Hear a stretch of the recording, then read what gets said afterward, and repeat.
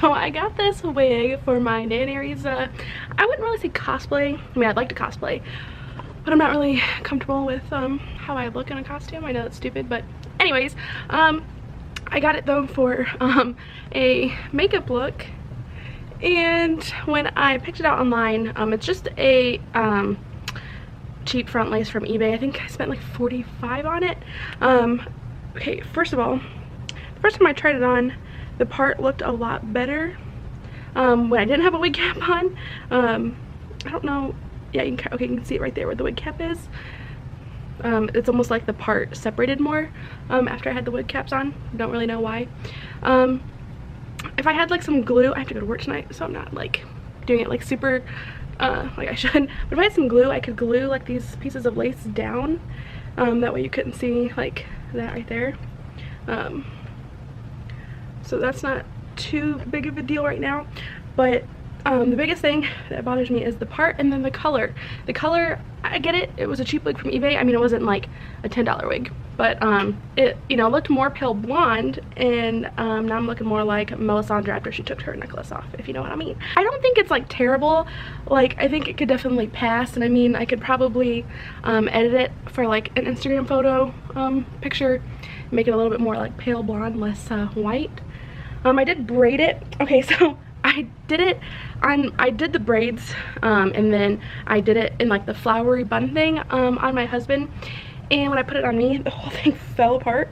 I don't even know what the back looks like. It's probably atrocious. I don't even know if you can see it. Anyways, it used to be a really cute flower bun, but it's falling apart. So I mean, if I was to wear this out to like a costume party, or if I was being like Danny for Halloween or something, I would definitely get that fixed. But because I'm just trying it on, seeing how it looks before I get ready for work, it's whatever. I will probably end up investing though in a better wig, probably from Etsy, one that comes already styled too, so I don't have to worry about all that.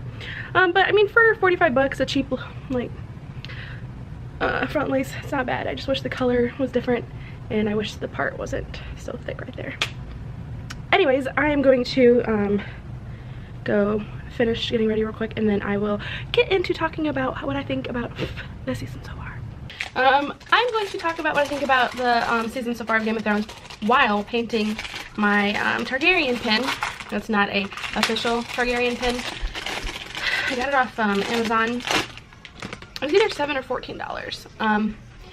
And the problem is it's gold. Now, if you watch the show, you'll know that Dany's is silver. As long, I think all of the other people in her advisors, like their dragon brooches and pins and stuff, I think were also silver.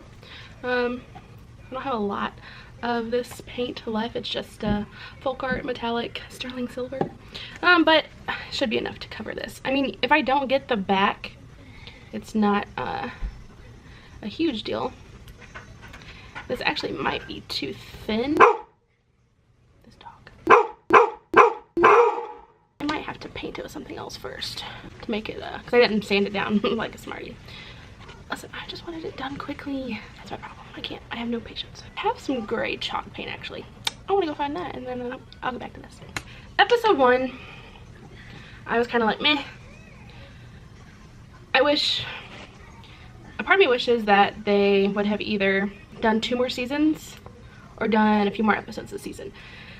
I do feel like some stuff is being rushed. I see a lot of like back and forth, different sides, people thinking it's like fine, other people thinking it's rushed, other people saying you're crazy, it's not rushed, blah blah blah. Everybody's entitled to their own opinion, and I personally think a lot of stuff is being rushed. I feel like this whole like fighting the dead was such a big part. Even season 1, episode 1, the first thing we've ever seen was the whites and learning about like the White Walkers and stuff. Like, it's always been there. For it to kind of just be over like that, I get it was a huge like fight scene, and it was a huge battle, but I don't know, part of me just felt like it was over too quick. Like, it was just kind of like all of that hype and meh.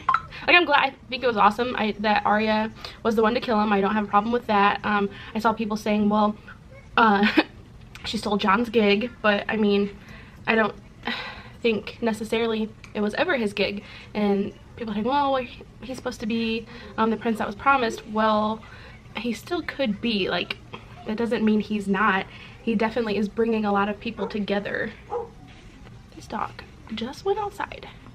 Now it's barking to come back in. Anyways, I'm already getting off track because I was supposed to be just talking about episode 1 at first, and I already started talking about like episode 3 and the whole fight scene. But I felt like episode 1 was kind of slow starting out, but I think that all of the reunions and stuff was a really sweet moment, and I didn't have a problem with them like lingering on that, but I felt like they didn't. Like, I felt like there could have been more emotion with the reuniting scenes. Like, I felt like Jon and Arya's scene, why did I say Arya, wasn't like, I don't know, like, I just didn't get a like real sense of emotion out of it.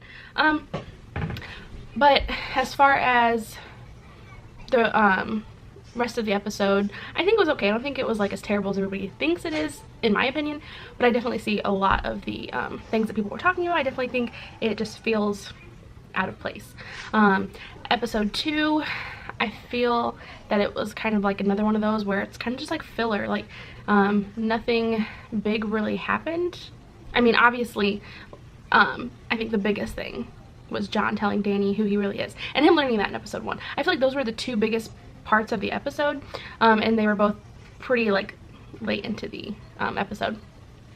So I felt like for the first like half, 75% of the episode was kind of stale in both episode 1 and 2.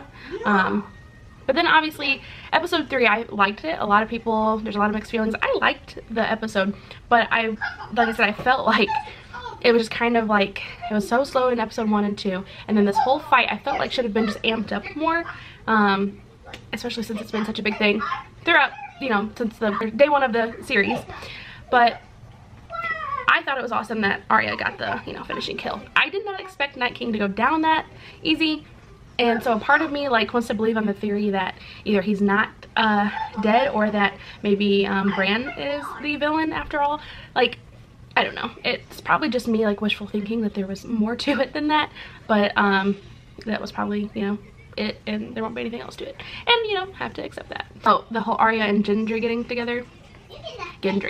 Arya and Gendry. I'm too tired for this, you guys.